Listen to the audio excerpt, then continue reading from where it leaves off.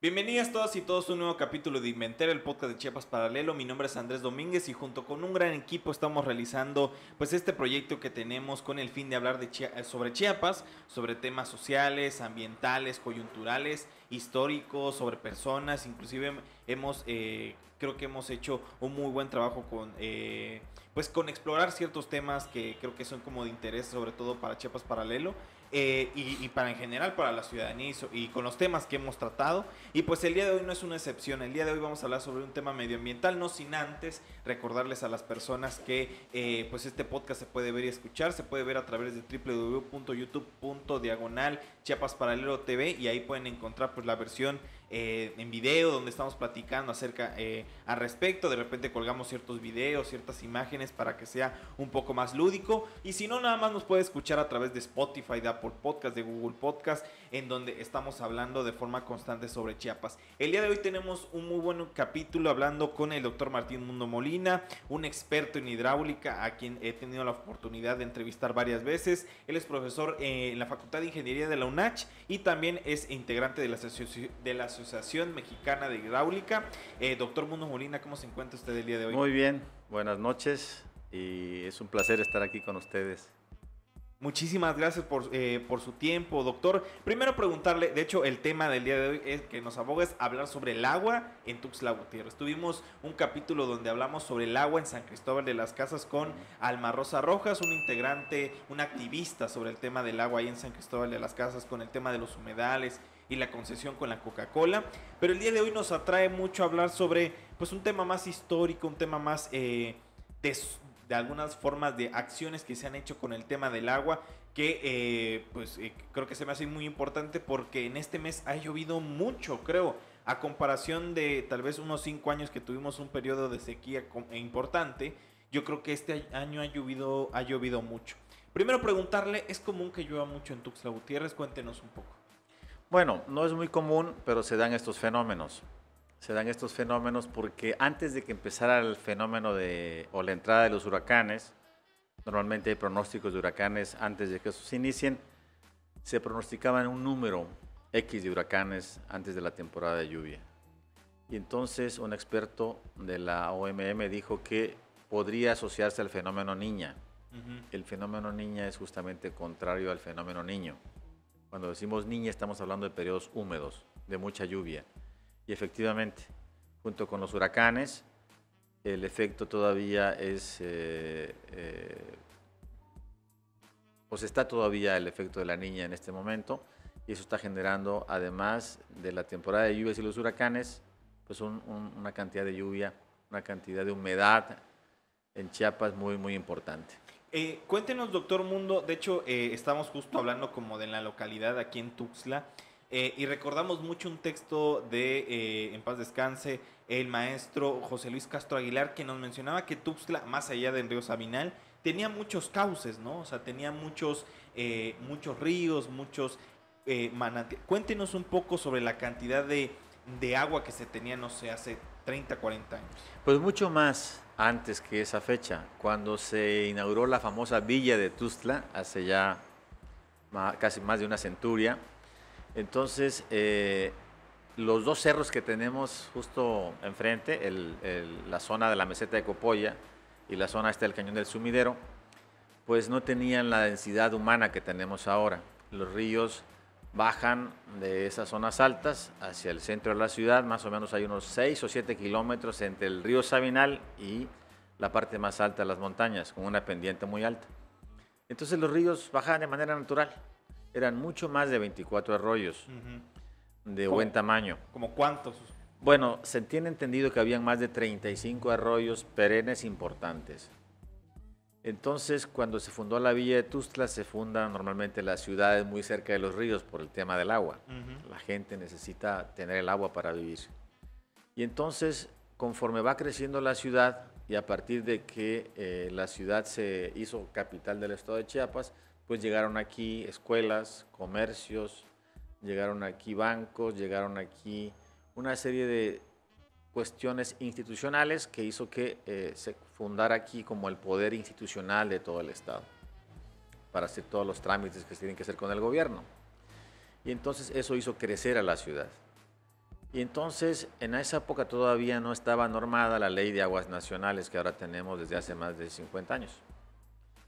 Y la gente empezó a ocupar los ríos, no solamente el cauce principal que es el río Sabinal, sino esos arroyos.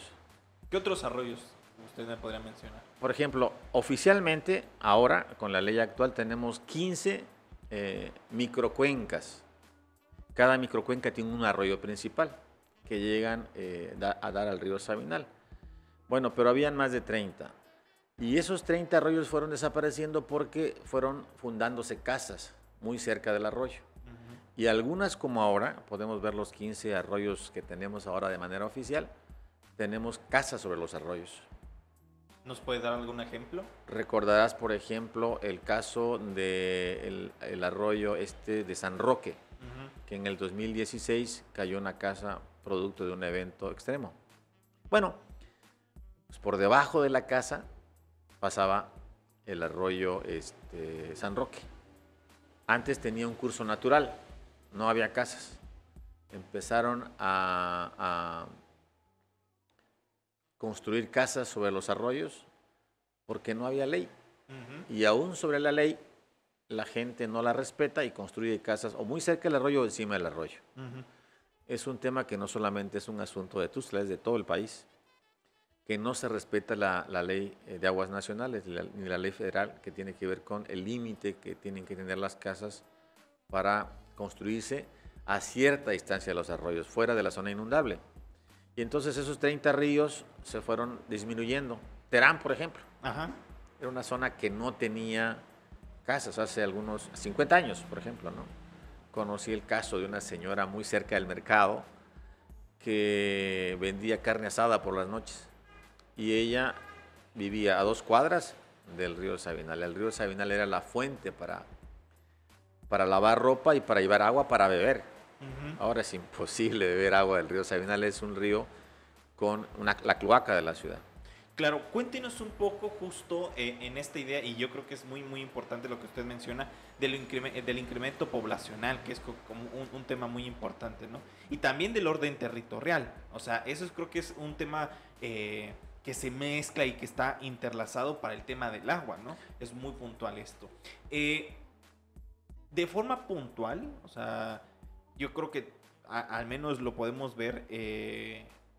Yo tengo muy poco de vivir, por decirlo así, pero desde que veo los ríos y sobre todo que tuve un río de forma cercana, no tan cercana a mi vivienda, pero sí había un río justo que cruza la Albania Alta, que de por allá soy, hay como justo un lugar que se baja y llega hasta el río Sabinal, ¿no?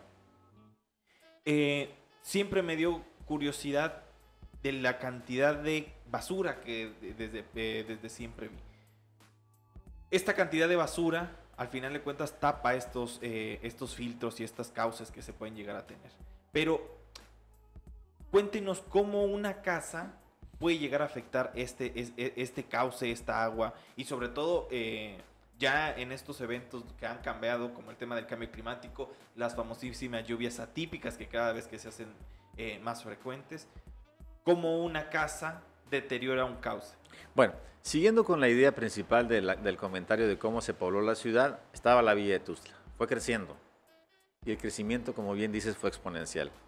Ese crecimiento exponencial necesitan sitios para vivir. Una casa debe tener por lo menos unos 200 metros cuadrados para una vivienda más o menos digna. Y entonces, conforme va creciendo el número de personas, se va demandando el número de metros cuadrados para vivir. Y entonces, como no hay plan municipal, ni un modelo de ordenamiento territorial, no lo había. Entonces la gente habita en donde pueden comprar un terreno y a veces comprado sin tener la autorización del municipio y se ponen junto al río. Poniendo una casa junto al río llega otra casa que se pone junto a ese río y junto a la otra casa y se funda una colonia cerquita, estrechando cada vez más el río porque entonces la gente empieza a tirar basura al río o empieza a rellenar las zonas en donde el río tenía el cauce natural. Si tenía, por ejemplo, un ancho B el río, pongamos tú de 20 metros, Entonces, al poner una casa, pone los cimientos, si es pegado al río, tiene que cubrir la zona del río y va disminuyendo la parte, digamos, del ancho del río. Y del otro lado igual. Entonces, ese ancho del río va decreciendo. Y si además le tiras basura, pues el área hidráulica que tenía para pasar el agua se va haciendo cada vez más chica. Y de plano, cuando ya el tema es exagerado, la gente pone un puente en el río o pone su casa en un río tan angosto que cubre el cauce del río. Tenemos en los 15 arroyos que tiene la CNA muchísimas, pero muchísimas casas puestas arriba del río. Eso ocurrió con el río San Roque. El río San Roque viene de Copolla. O sea, de los 7 kilómetros que usted menciona. Y desemboca en el río Sabinal. Y entonces, toda el área que antes era completamente natural, toda el área donde está ahora la escuela secundaria del Estado y el mercado que está allí en San Roque, está cubierta. El río ya no existe. El río en el andador natural, el andador. Ajá. Debajo de esas casas tuvieron que construir un embovedado, restringiendo el área hidráulica del río. Y así tenemos más o menos 1.1 kilómetro de embovedado de San Roque. Si nos vamos desde el Sabinal hasta Aguas Arriba, podemos contar 1 kilómetro lleno de cimentaciones, de ladrillo y de concreto, porque redujeron la capacidad del río y lo embovedaron. Claro. A partir de allí hacia adelante viene un escurrimiento natural que va hasta Copolla, pero toda la zona tiene casas pegadito al río. La casa que cayó en 2016 en el arroyo San Roque estaba sobre el río. Justamente el río llega a esa casa y hace una curva en el río. Creció tanto esa lluvia, fue en el mes de septiembre de 2016, y hubo tanta fuerza del río con ese caudal que socavó la casa. ¿Qué es un socavo? Socavó la casa quiere decir erosión fuerte. El agua pega, digamos, a la pared, rompe la mampostería, que puede ser piedra o ladrillo, y entonces genera un hoyo. Y lo demás se va haciendo conforme la velocidad del agua incrementa. Una vez que erosiona, entonces le pega a los cimientos. No solamente rompió el embovedado, rompió los cimientos de la casa y la casa colapsó. Afortunadamente el colapso fue más o menos a buena hora de la noche, como las 6:30 de la tarde, y la familia logró escuchar los crujidos de la casa y salieron a tiempo. Toda la casa se colapsó. Y entonces, al momento de colapsar la casa, el río, evidentemente, y al colapsar el embovedado, el agua fluye hacia todos lados y hace más grande el cauce. Y todas las casas que estaban en la orilla, que estaban en la zona federal, sufrieron daños. El momento en que se colapsa una casa, se rompe el cimiento. O el cimiento queda con poca fuerza, y entonces la casa empieza a rajarse. Más o menos hubieron como unas 12 casas completamente afectadas, y se rompieron como unos 50 metros de pavimento de concreto de la fuerza del agua. Como si hubiera sido una explosión, pues. Exacto. Piénsalo así. No fue una explosión, pero como si hubiera tenido la fuerza de una explosión. Fue tanto, se llama cantidad de movimiento. Eso es el término hidráulico que utilizamos para decir la fuerza o el ímpetu del agua, que es la masa del agua multiplicada por la velocidad. Claro. Entre más cantidad de agua y mayor velocidad, mayor es la fuerza. Y esa fue la que rompió no solamente el ducto, el embovedado, sino también unos 50 metros de concreto hidráulico, y tumbó una casa. Yo le pregunto de forma rápida y veraz, ¿se me hace importante usted, que conoce el tema del agua y que creo que todos tenemos como una idea sobre el agua, de que, bueno, estamos aquí y de repente está lloviendo, es como una condición así de resguárdate por la lluvia? Inclusive las personas cuando van al mar, me impresiona porque siempre dicen, el mar es traicionero. O sea, de que de repente estas aseveraciones, estas metáforas sobre el agua es impredecible. Yo le preguntaría desde su experiencia y teniendo en cuenta que usted también participó, por ejemplo, en conocer qué pasó en el embovedado, le pregunto puntualmente, ¿qué tan impredecible es el agua? O sea, ¿qué tan impredecible se está volviendo el agua? Al final de cuentas, creo que usted lo va a explicar de forma muy, muy, muy buena. cómo ha ido avanzando y cómo se ha ido más, pues hemos ido desconociendo los ritmos del agua. Cuéntenos un poco cómo cuenta usted el tema de, pues, de este estado de ánimo del agua que se está viviendo en Tuxtla. Bueno, el ciclo del agua, como todo el mundo sabe, más o menos en esta latitud donde está Chiapas, empieza en mayo o en abril y termina en noviembre. Pero el agua no tiene palabra porque es completamente aleatoria. Tienen que formarse ciertas condiciones en la atmósfera para que llueva. Primero, una humedad muy fuerte. Una humedad que puede venir de fuera y se llama humedad exógena, o una humedad interna que se llama humedad interna endógena. Cuando es interna pueden haber dos tipos de lluvia. Una lluvia que es orográfica, que es una masa, digamos, de humedad que se desprende por el calor del verano, sube de forma lenta hacia la atmósfera porque el aire pesa menos. Conforme va subiendo a la atmósfera, hay un momento en el cual se enfría porque a mayor altura pues, disminuye la temperatura.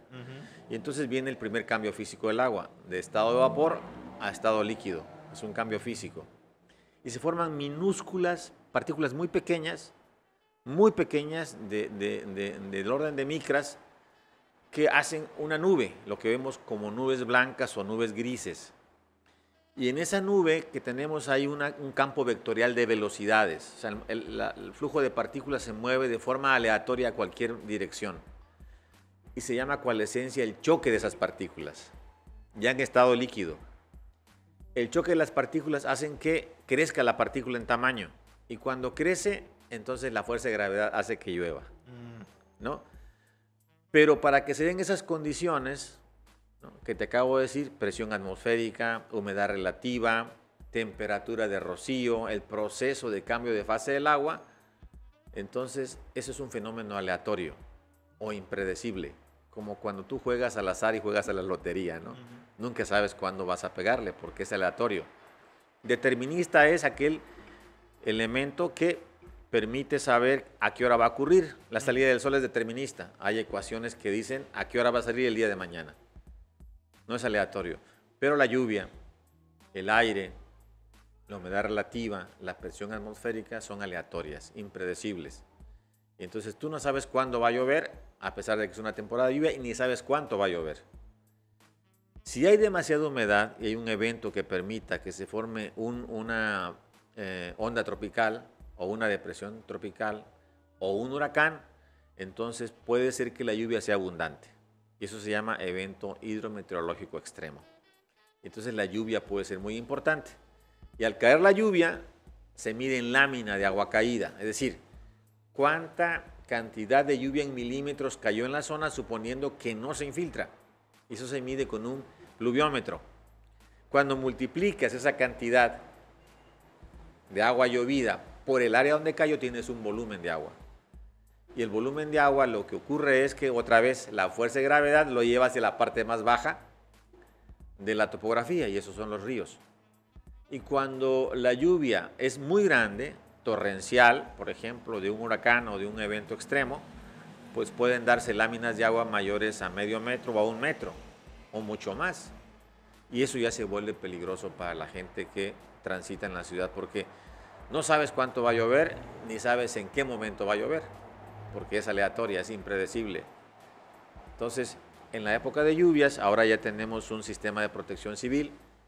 El gobierno siempre manda a través de los noticiarios de televisión, a través de internet, el cuidado que todo ciudadano debe tener para pasar con cuidado en la zona de ríos, porque precisamente verificando que la lluvia es impredecible.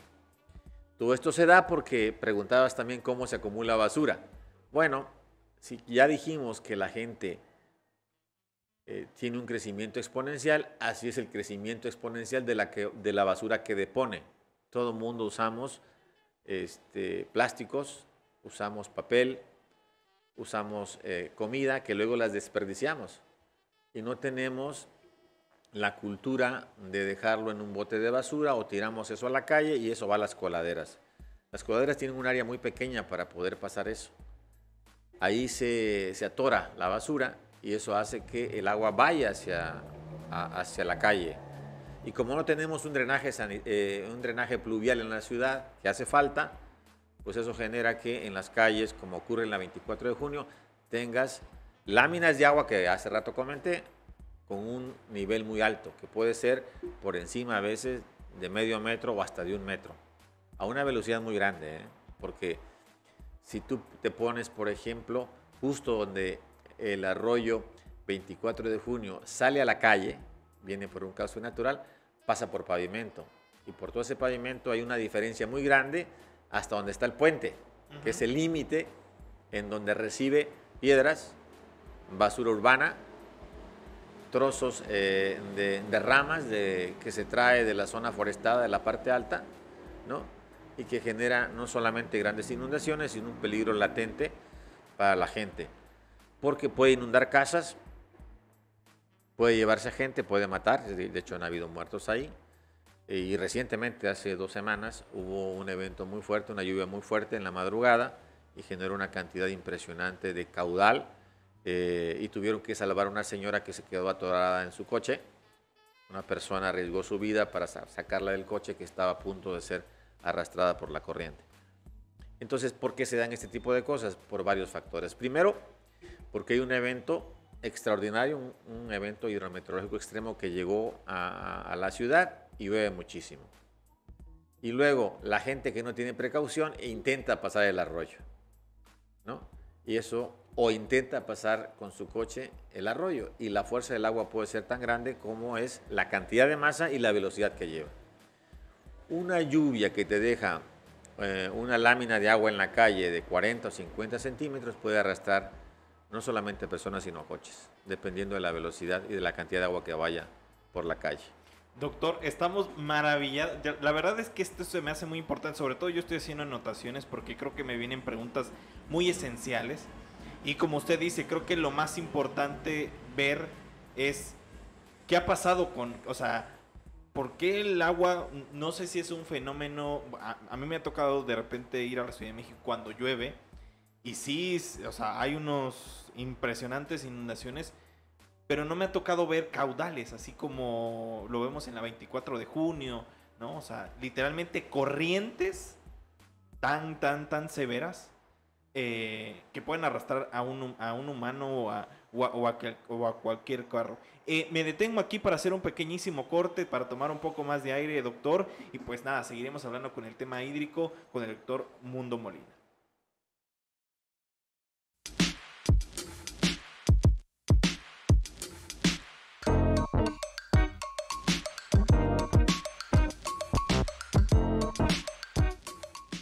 Y regresamos en esta conversación hablando con el doctor Mundo Molina. Inclusive en este corte creo que se nos vienen muchas cosas a la mente. Creo que el tema es amplio y creo que el tema yo creo que ha sido infravalorado.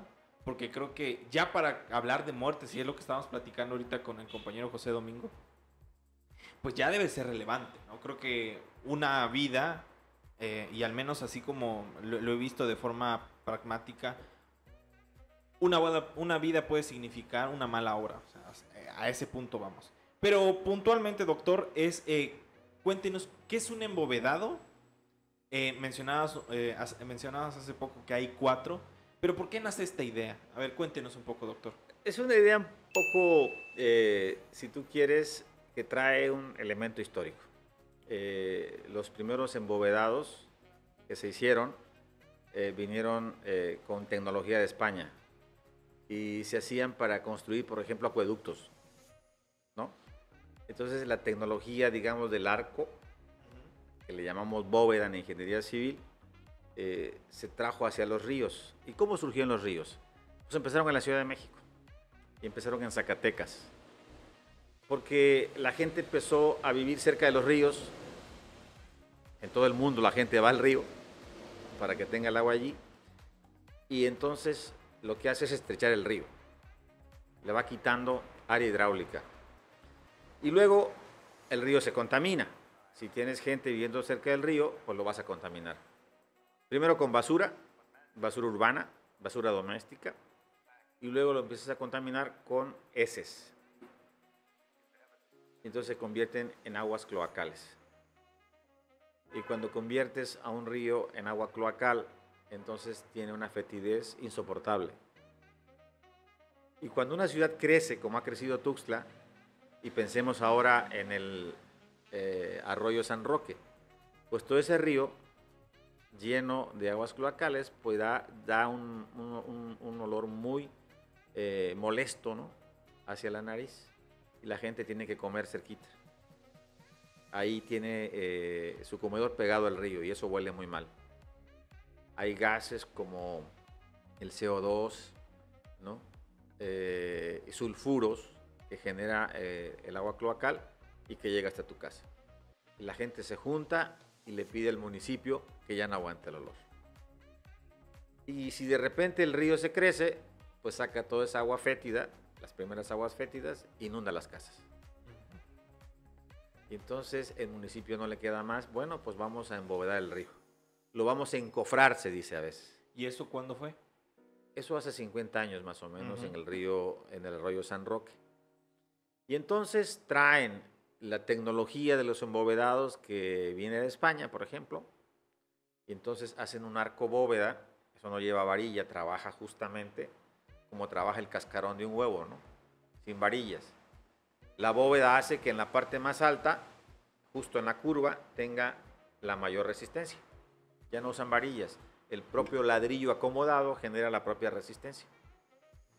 Y entonces le ponen cimientos al embovedado, le ponen la zona para cargar esa pequeña bóveda, y así van construyendo hasta dejar el río debajo de la tierra. Encima están las casas o al lado, simplemente para que ya no haya desbordes y las casas ya no se inunden, o para quitar el mal olor que la propia gente originó al no atender la ley de aguas nacionales.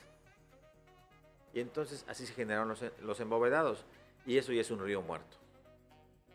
Es un río muerto porque la vegetación que antes tenía a los lados y en el propio río, la fauna que el río tenía ya no la tiene. Mucho menos si ahora ya tienen aguas cloacales, aguas fétidas. Entonces, así se originan los embovedados en todo el país. Y resulta que cuando construyes casas encima del embovedado, y si el embovedado no tiene mantenimiento, entonces hay riesgo para la casa que está encima. Claro. Porque si no le das mantenimiento, puede fallar por varias razones el cimiento al embovedado.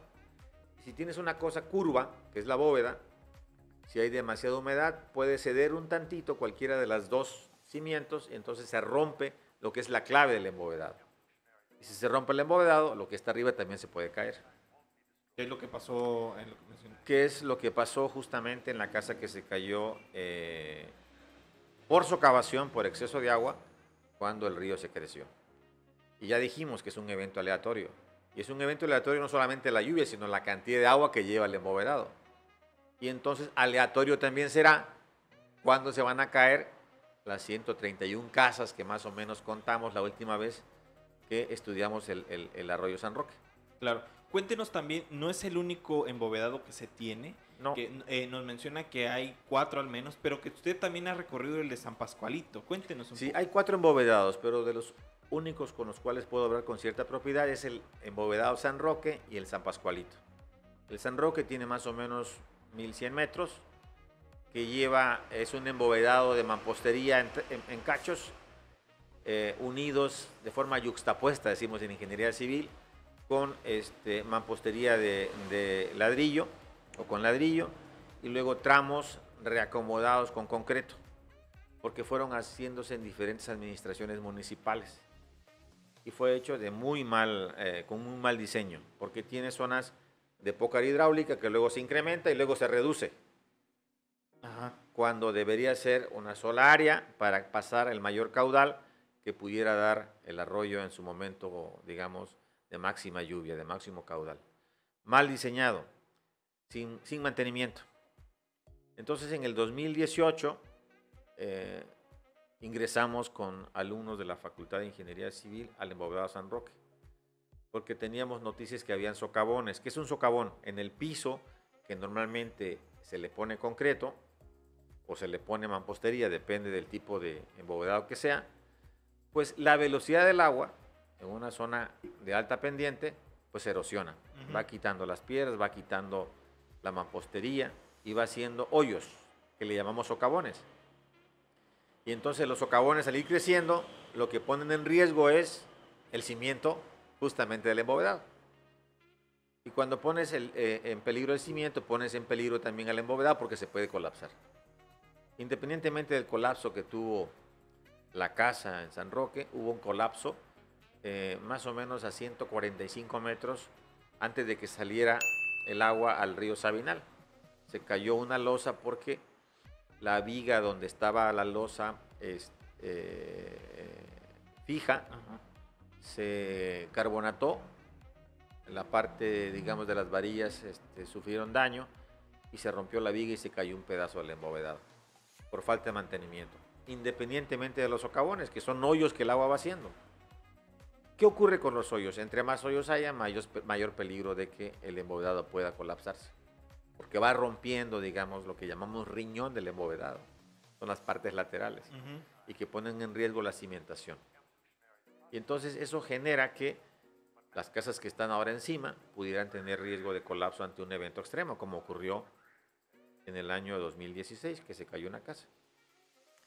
Entonces, y también el arroyo San Pascualito, que es de menor diámetro, en la parte, digamos, donde arranca el San Pascualito, que tiene más o menos como 1 kilómetro, también tiene socavones. Hay una parte importante que no se ha reparado, en donde ya el agua hizo un hoyo a través del riñón, la cara del embovedado, y dejó un hueco grande que puede poner en peligro, pues, el tema de la seguridad de las casas que están arriba. Y esto se genera por varias razones. Una, la velocidad del agua. Y dos, el hecho de que haya casas en la zona federal del río. No deberían existir, aplicando la ley o atendiendo la ley, ninguna casa en la zona federal y mucho menos encima de los embovedados. Es un tema que tiene no solamente Tuxtla Gutiérrez, lo tiene Zacatecas, lo tiene el Estado de México y muchas ciudades del país donde hay embovedados justamente para sacar las aguas cloacales o sacar, digamos, el caudal en exceso que se genera en la zona, ¿no?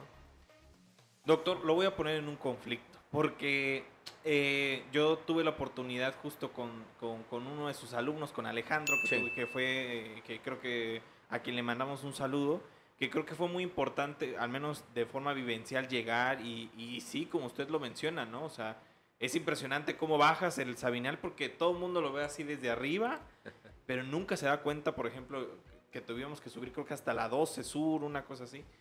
Nos bajamos y yo me acuerdo que seguíamos caminando y todo oscuro, ¿no? Lleno de murciélagos, de cucarachas en algunas partes, mucha humedad, mucho calor. Y llegamos a la zona del socavón, ¿no? Y casualmente yo me acuerdo que Alejandro era muy preciso en decirme, aquí está tal alcantarilla, aquí está inclusive, como dejan cierto tipo de rasgos para identificar cuánto es la profundidad, a dónde van, como que cierto tipo de cuestiones, ¿no? Eso era en época de seca, pues, porque me acuerdo que Alejandro me dijo, esto no se puede hacer en época de lluvia, ¿no? Inclusive, digo, para una persona que es claustrofóbica, solamente con imaginarse, y es lo que hablamos, ¿no? Una lluvia torrencial que te arrastre por el embovedado de San Roque, yo creo que hay muy pocas posibilidades de vivir. Ninguna, ¿no? Ninguna. Si el embovedado va por encima de la mitad de su diámetro, ¿no?, o menos, es muy difícil porque el agua lo que hace es arrastrarte y te pegas con la pared. Te puedes lastimar la cabeza inmediatamente. O los torbellinos que se forman dentro, ahogarte. Alguien que cae ante una lluvia fuerte o ante un caudal grande en un embovedado es difícilmente se salva. Luego caes al Sabinal. Y si los embovedados llevan agua y todos los arroyos están llevando agua al Sabinal, pues el río Sabinal llevará también más agua que con un embovedado. Y al final pues vas a parar al vaso de la presa Chicoacén. Es muy complicado. Entonces la gente debe evitar ingresar al embovedado en época de lluvia. Claro.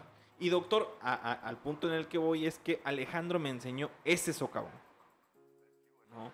Ese socavón que a mí, me acuerdo que él me lo explicaba de forma muy pronta, ¿no? O sea, de forma muy amigable para una persona que no estudió ingeniería. Y me mencionaba justo la gran preocupación que significaba ese socavón que se encontraba ahí, ¿no? Que yo me acuerdo que se encontraba justo en la esquina de un andador, si no mal recuerdo, ¿no? Se encuentra justo en la esquina de un andador. Preguntarle dos cosas. Uno, ¿ya fue reparado? Y dos, ¿La estrategia de los embovedados a 50 años de que se construyeron ha funcionado? Para mí no. Mira, y tiene varias razones. Alguno no estará de acuerdo conmigo, bueno, pero para eso son las críticas constructivas. Te voy a decir por qué no. Los embovedados matan a los ríos. La gente que construye en la zona federal del río lo va a contaminar. Y los ríos no fueron hechos para eso. Los ríos lo que hacen es sacar el agua en exceso que tiene la cuenca. El problema es que la gente va y se acerca al río y ocupa el sitio que antes era del río. Recordarás que ante las inundaciones fuertes que hubo en el río Huehuetán, la gente que se llevó es porque estaba en la zona federal. Y ese es el sitio del río. Y entonces Europa, al darse cuenta de esto, los países occidentales y ricos, lo que hicieron fue dejar de construir obras duras en el río. Es decir, sacaron a la gente de la zona federal, dejaron de construir en zona federal y le dieron al río el espacio que el río necesita para sacar el agua que la propia geografía, que la propia topografía necesita para llevarlo justamente al colector más grande, que es el río principal, y luego en algunos casos va al mar. Pero no hacemos caso en las grandes ciudades de esto.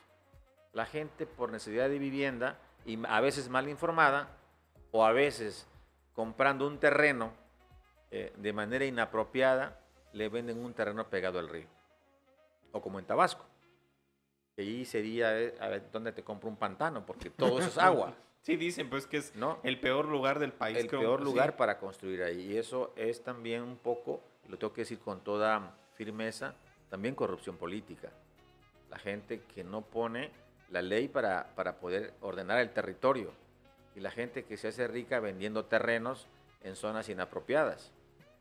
Entonces, el problema que tenemos en Tuxtla es porque la gente va al río y vive allí en el río, ¿no? Pensemos en la Ciudad de México. En la época, antes de 1521, eran grandes lagos, ¿no? Era una zona de grandes lagos. Y luego los españoles pusieron su poder político justamente en el centro del país, donde estaba al lado de los palacios, digamos, de los aztecas. Y entonces el tema era quitar el agua de las grandes inundaciones de una ciudad. Y llevamos todo ese tiempo, de 1500 hasta la fecha, con inundaciones, porque la vocación natural de esa cuenca es el agua, es una zona lacustre.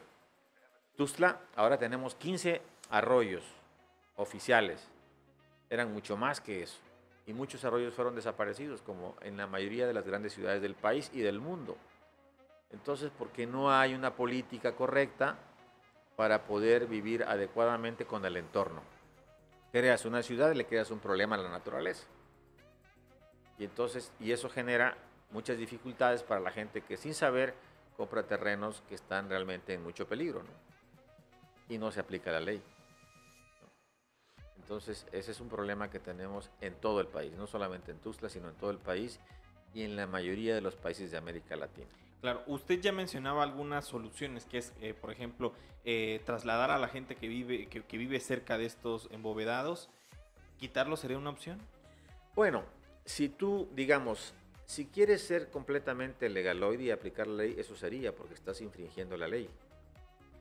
Pero, ¿qué partido político o qué administración gubernamental se va a aventar el tema de sacar de ahí a la gente que ahí tiene ya toda una vida, donde crecieron sus hijos, sus nietos, en donde seguramente algunos ya tienen allí una vida hecha y seguirán teniéndola, ¿no? Es muy complicado, es un asunto que va más allá de la propia ley. Lo que sí se debe hacer es que en los pocos arroyos donde todavía se puede hacer, aplicar la ley, y aplicar la ley y aplicar el tema del ordenamiento territorial que no se respeta. ¿Qué ocurrió en Tabasco? Mucha gente dice, es que es el manejo de las presas. No, es un problema y lo critiqué, hice un documento cuando me pidieron que escribiera para la jornada, en donde critiqué el tema de la corrupción política.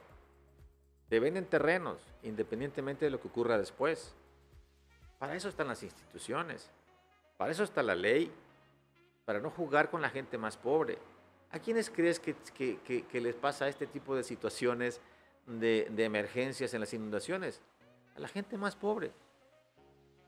a la gente más pobre que compra los terrenos más baratos pegado al río o pegado a la montaña. Hace un año, recordarás, en la Ciudad de México, se cayó un cerro de gente que vivía en la ladera de una montaña y se cayeron miles de toneladas de rocas en una zona inhabitable para vivir. ¿Por qué no paramos el tema de la construcción en las zonas pegaditas a zonas de reserva en el Matumaxá o, por ejemplo, aquí en el Cañón del Sumidero? ¿Por qué no hacemos y aplicamos la ley como debe de ser? Para no lamentarnos después. Entonces, ese es un tema que tiene que pensarse y hacerlo desde el municipio, desde la federación, desde el gobierno del estado. ¿Y qué no se está haciendo? Y qué no se está haciendo. Pero no solamente es en Chiapas, es en todo el país. Vemos el embovedado de Zacatecas y cuánta gente vive debajo de esto y que gente que no sabe de eso, ¿no? Y entonces vienen los problemas y vienen las muertes. ¿Y cómo pagas la muerte de alguien? ¿Cómo puedes sustituir la muerte de un pariente? Te queda lejos cuando lo ves por la noticia, pero cuando ocurre con una persona que fue tragada por una alcantarilla, ¿no? Entonces es un problema que va más allá, pues, de una responsabilidad no solamente técnica. También hay situaciones en las cuales la técnica, la política, la propia sociedad tienen que intervenir. Pues doctor, estamos, la verdad, bueno, al menos yo creo que sí estamos, porque inclusive Domingo está como reaccionando. Yo creo que es lo que justo pensamos y que no está alejado de la realidad. Sin embargo, creo que tenemos otro bloque para hablar justo de ese tema más escabroso, más allá del embovedado y del agua, sino tal vez inclusive mundial, que es el cambio climático, ¿no? Y que, pues, como usted mismo lo dice, ¿no? Inundaciones no sé, en Europa. Bueno, en Europa hay una gran sequía, siempre inundaciones en Malasia, en ese tipo de lugares, y uno lo ve extraño, ¿no? En Afganistán, que se murieron más de 200 personas por inundaciones. Y usted, como usted menciona, bien curioso, o sea, uno lo ve lejano, ¿no? O de pobre aquel que se quedó en una alcantarilla. Pero regresamos, terminamos este segundo bloque con esta, me parece una reflexión correcta, una reflexión justo, necesaria, creo, y que es lo que considero que la mayoría es lo que está pensando respecto al tema del agua. Cerramos este segundo bloque y regresamos en el tercero hablando con el doctor Mundo Molina sobre pues el agua en Tuxtla Gutiérrez.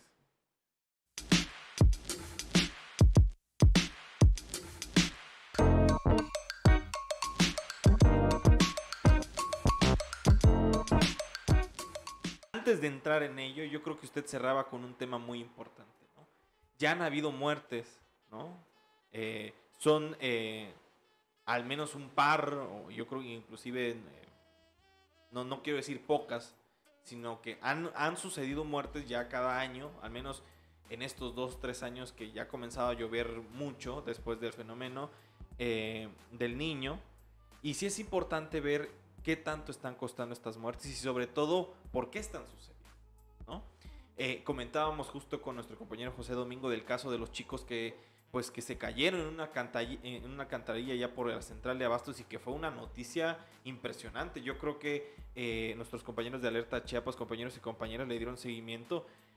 Los dos chicos enfermeros saliendo del hospital, lleno su casa, ¿no? O sea, lleno su casa. Nunca imaginaron el caudal, pues la intensidad de usted menciona, la intensidad del agua y sobre todo pues que un día y medio, yo me acuerdo que fue un día, creo que estuvieron buscándolos por todo Tuxtla, se metían submarinos, o sea, impresionante todo lo que se montó.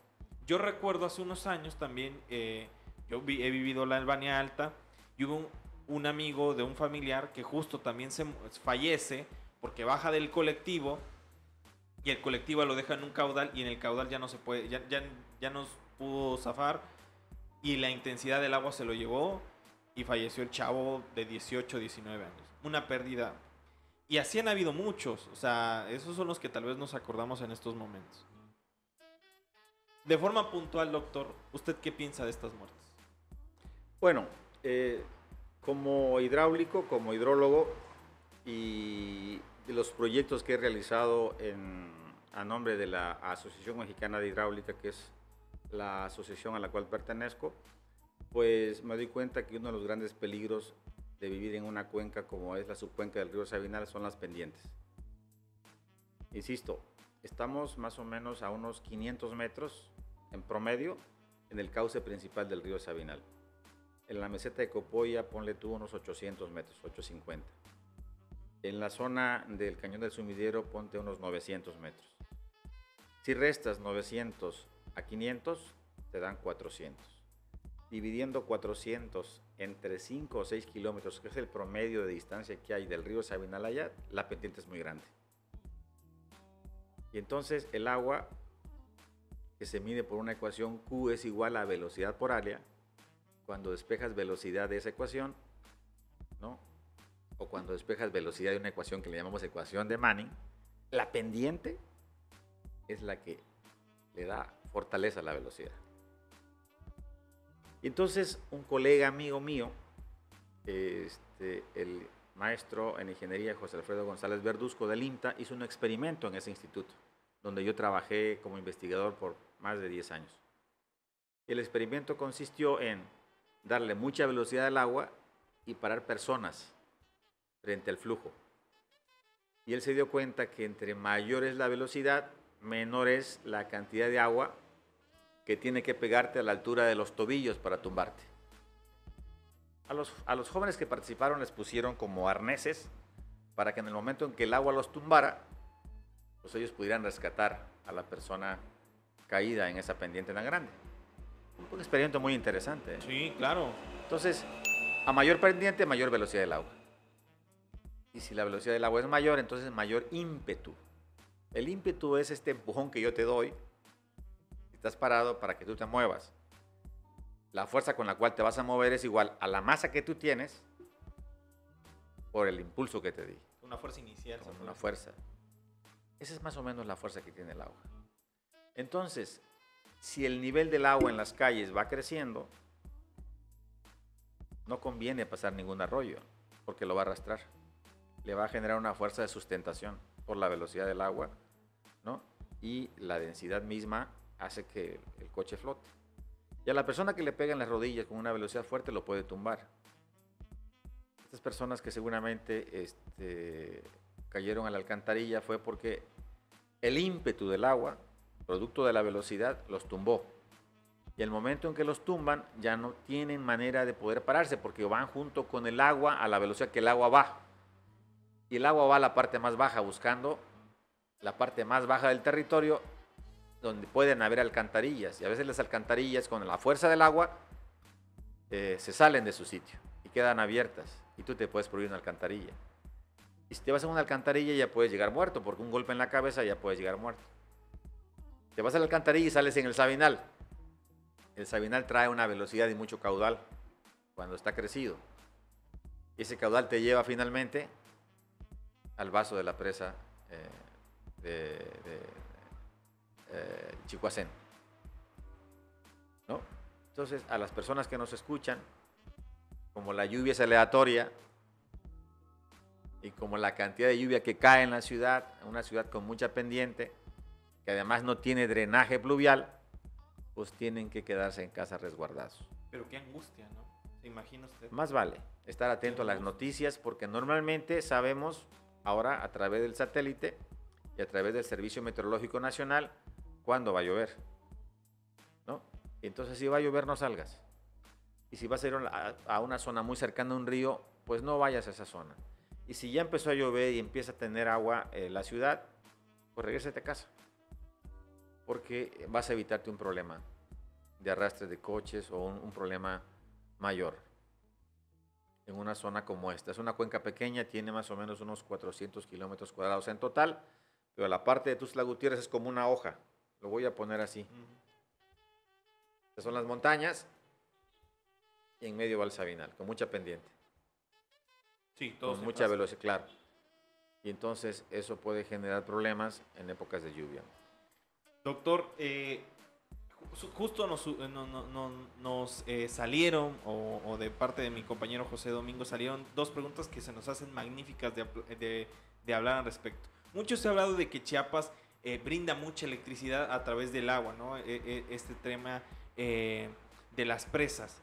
Sin embargo, creo que, y no es lejano pensarlo, la posición que está viviendo o que comienza a ascender el tema de Nuevo León con el tema de la sequía, ¿no? O sea, yo tuve amigos que me dijeron que tenían 3 meses sin agua, ¿no? Y aquí, pues afortunadamente no nos ha tocado a cada mes, de repente ahí ya, o sea, arañando, pero cada 15 días de repente ya uno como que comienza a moverse. Pero afortunadamente sí tenemos ese vital líquido. ¿Chiapas de alguna forma se puede quedar sin agua? No, es un estado junto con Veracruz, junto con Tabasco, toda la parte sur del país, de aquí hasta prácticamente la península de Yucatán, es donde más agua hay. En Chiapas se acumula una lluvia anual en promedio de 4.000 milímetros. Compara eso contra lo que llueve en Baja California Sur. 4.000 milímetros en Chiapas y allá anual, y allá 19 milímetros. Es decir, 1.9 centímetros. Eso y nada es lo mismo, ¿no? Es una zona seca. Y tenemos el problema nosotros en México que debido a su situación geográfica en la parte norte del país están las zonas semiáridas y áridas, donde llueve muy poco. Pero están las mejores tierras. Y es donde la gente se acumula más, hay mucho más gente en el norte que en el sur. Aquí tenemos para la agricultura pocas tierras, su vocación es otra cosa, maderas, ¿no? Otro tipo de actividades. Uh-huh. No son tierras de cultivo, pero hay mucha agua. Pero en el norte, que es una zona seca, y si le sumas eso a los periodos de sequía, pues se quedan sin agua, como recientemente Monterrey en Nuevo León. Pero tenemos un problema serio en México y en América Latina. Es que del 100% del agua que consumimos, el 80% del agua lo consume las zonas de riego. Si compras una botella de 1 litro y ese litro es el agua que va a gastar todo México, el 80% de esa botella es para riego. Pero ese total que das para el riego se desperdicia el 60% de una agricultura subvencionada, en donde el costo que paga el agricultor por el agua es muy poco. Entonces la desperdicia. Y los sistemas de riego que se utilizan en el norte del país son riegos que se llaman riegos de gravedad, que desperdicia más o menos eso, el 60%, el 50% del agua. Y entonces tenemos un desperdicio brutal de agua en el norte del país. Si me están siguiendo con los números, del 100%, el 80% es para la agricultura. El 20% restante es para darle a las poblaciones y a la industria, ¿no? Entonces, en realidad, el problema es el consumo de agua y el desperdicio que hay en las zonas de riego. Claro. Doctor, también, de hecho, para algunas personas parecerá ingenuo preguntarle si Chiapas o Tuxtla se quedaría sin agua, pero es para dar pie a un tema que es muy importante y que creo que usted lo menciona con mucha sagacidad por el tema de se necesita legislar. Sí. ¿Por qué? Porque le doy contexto mucho a las personas.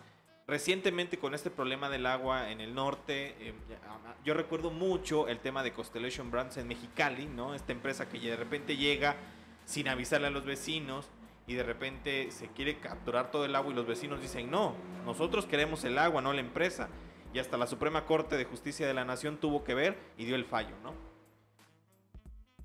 Vecinos, no estamos hablando de activistas, nada, son vecinos, vecinas, colonos, colonas. Y a ese punto vamos, ¿no? Y recientemente el presidente de México, Andrés Manuel López Obrador, habló, de hecho hay una cita textual, ¿no? Los que no quieran estar en el norte, vénganse al sur. Diciéndole a las empresas acaparadoras de agua, vénganse aquí hay mucha agua, aquí pueden disfrutar, van a traer empleos, lo que usted... ¿Usted qué reflexiona al respecto, doctor Mundo? Reflexiono como lo haría cualquier hidráulico que conoce el tema. Me parece que López Obrador se equivocó no solamente en el tema de manejo de presas, que el año pasado dijo que dragando los ríos iban a solucionar el tema de las inundaciones en Tabasco. No es así. Y no tienen que tomarse decisiones apresuradas. El tema de traer empresas a Chiapas de este tipo, pues va a consumir agua en muchas zonas donde no hay. Tenemos el caso de San Cristóbal, donde hay problemas de agua para repartir buen agua a la población. Pero, insisto, es un tema que debería incluso legislarse correctamente. Pero veo todavía un problema más grave que eso. El problema más grave es que los gobiernos de los estados ricos del norte quieren agua del río Usumacinta o quieran agua del río Grijalva. Porque el problema más grave de Constellation Brand es la agricultura de riego. Los estados del norte de la República que tienen superficies grandes de riego ya no tendrán agua en el futuro porque sigue creciendo la población. Y se están consumiendo los mantos acuíferos que están explotando.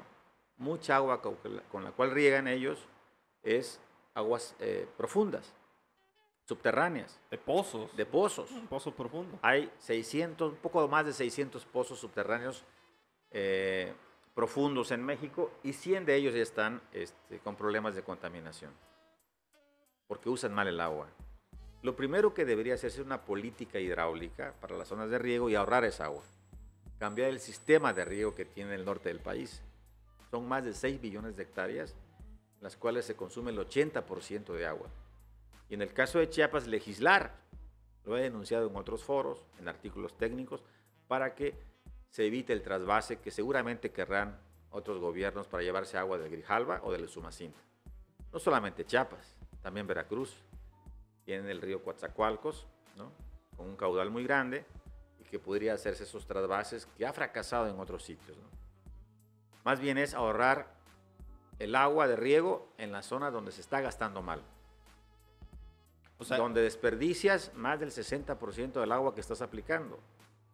Ese es el verdadero problema en México. O sea, quiero divisar y no quiero polemizar tampoco, pero usted menciona que puede haber la posibilidad de que se haga una mega obra para extraer el agua de... O sea, cabría la posibilidad, porque usted menciona, ¿no? Poderes, ya en este tema de ciencias sociales, poderes existen, ¿no? O sea, aparte del poder del Estado, está el poder económico.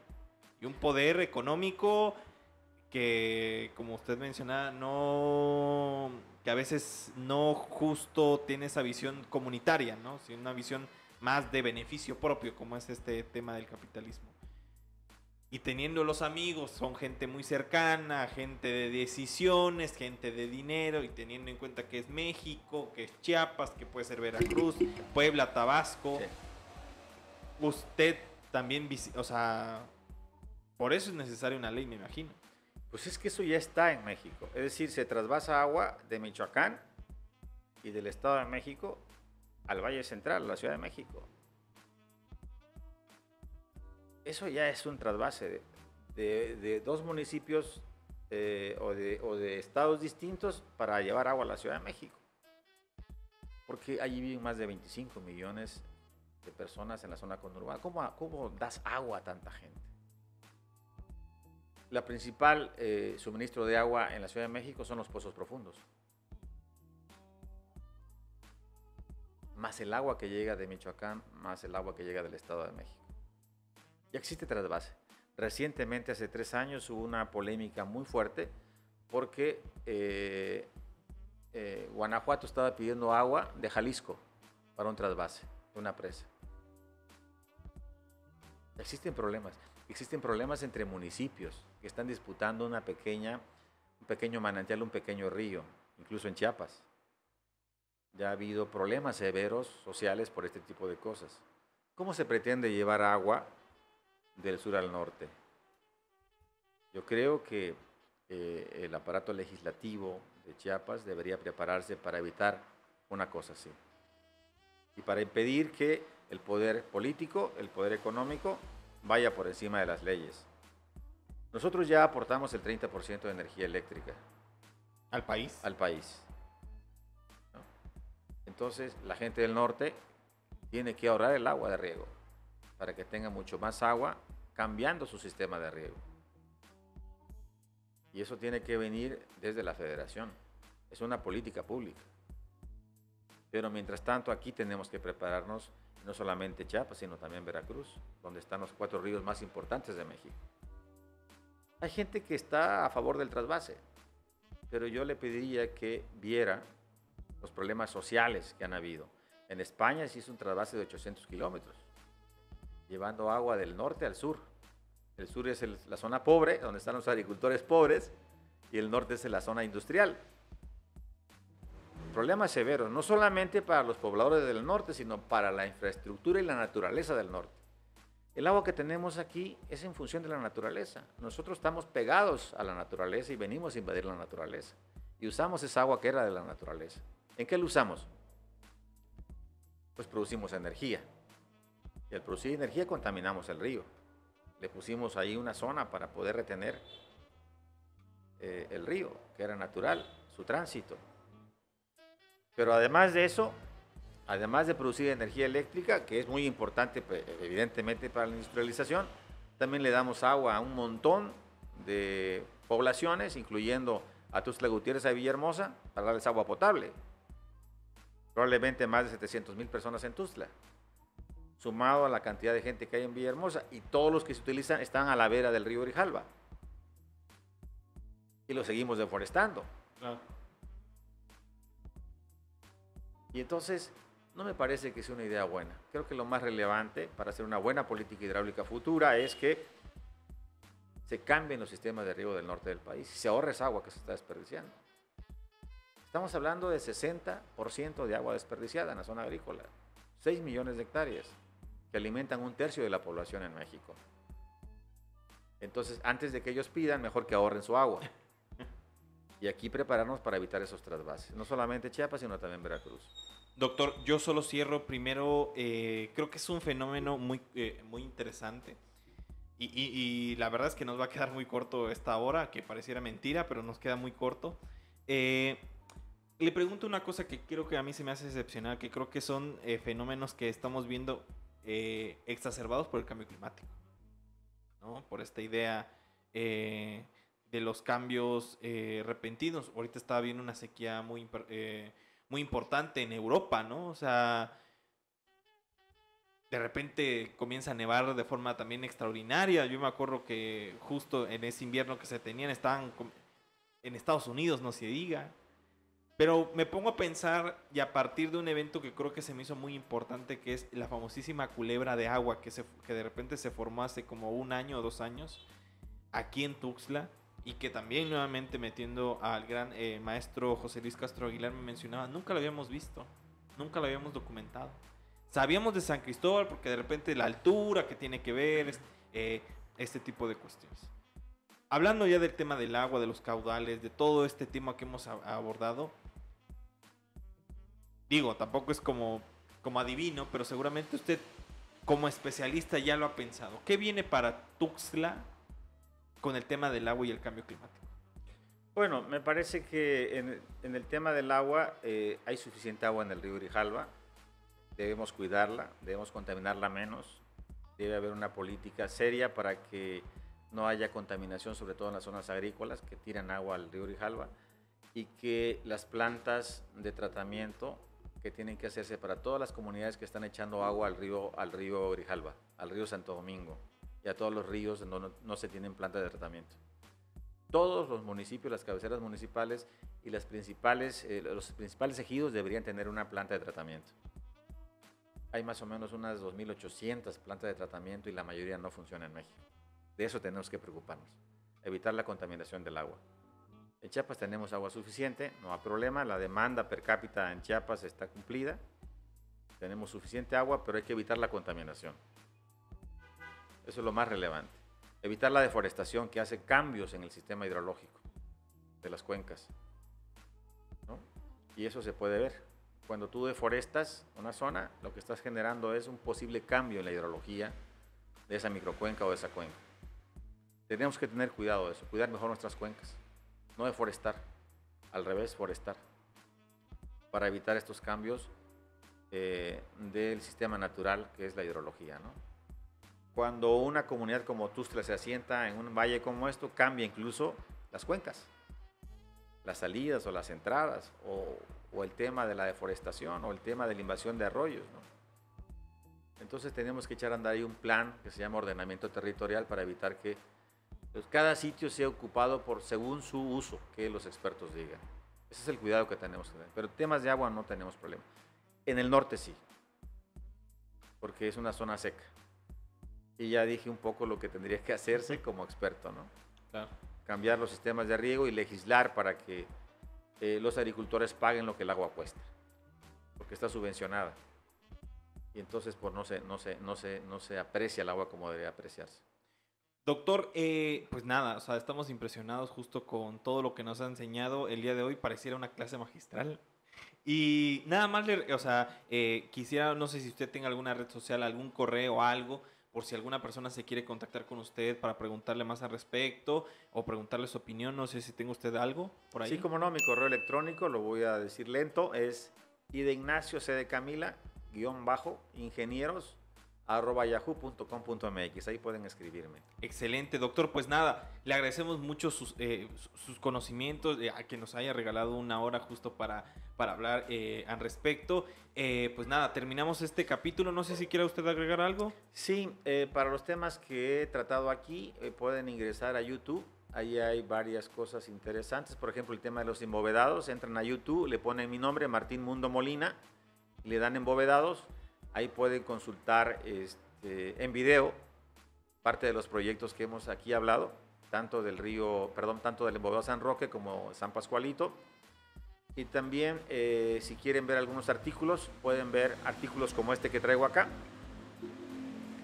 ¿no? Que es un artículo que puede verse le ponen así en el buscador de Google, JWARP, y le dan mi nombre, Martín Mundo, y ahí pueden ver varios artículos que tratan de temas como los que aquí discutimos en esta entrevista. Pues excelente, doctor Mundo Molina, le agradezco mucho su participación, también le agradezco mucho que el día de hoy José Domingo nos haya ayudado a realizar este capítulo. También les recuerdo que mi nombre es Andrés Domínguez y no me voy sin antes recordarles que este podcast se puede ver y escuchar, se puede ver a través de www.youtube.com/Chiapas Paralelo TV, y ahí encuentran, buscan inventario, Chiapas, y ahí seguramente les sale lo primero, o Chiapas Paralelo. Y si no, también nos pueden escuchar en Spotify. Estamos como Inventario Chiapas. Ahí pueden encontrar mucha información al respecto. Y nada, estamos en Spotify, en Apple Podcast, en Google Podcast y en diferentes plataformas. Y pues nada, nos vemos en la siguiente conversación hablando más sobre Chiapas.